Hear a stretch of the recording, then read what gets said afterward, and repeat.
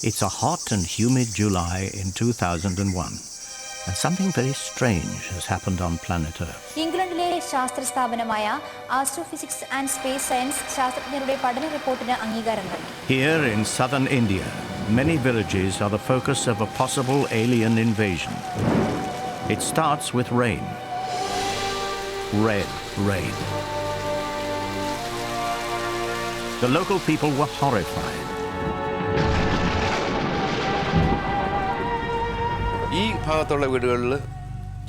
In some places, it was very intense. It was as red as blood. The people were so scared, they threw it away.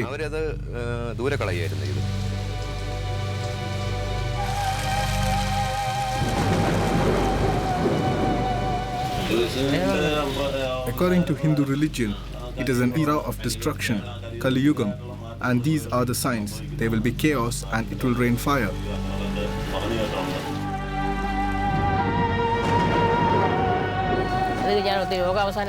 I thought it was the end of the world.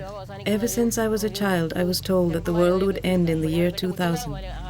And when the rain came, I thought it was a warning sent from God, and I was very scared.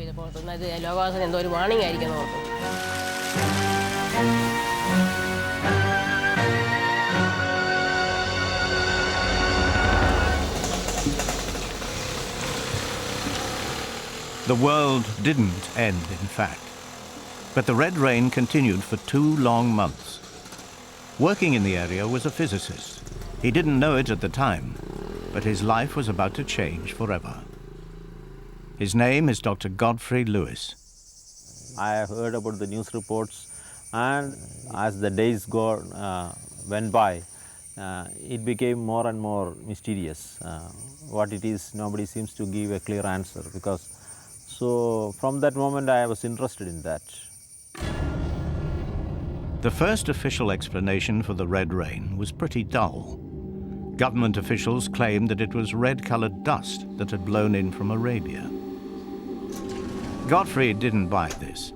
He was convinced that there was something extra special about the red rain. He trailed around villages collecting samples, and under an electron microscope, he saw that the particles weren't dust at all. They were alive. It's quite exciting to see this. They look like red blood cells, but they are not, because this is having a very thick cell wall, and that cell wall is not there in blood cells. But what was this mysterious life form? There was only one way to find out. Take a look at the DNA.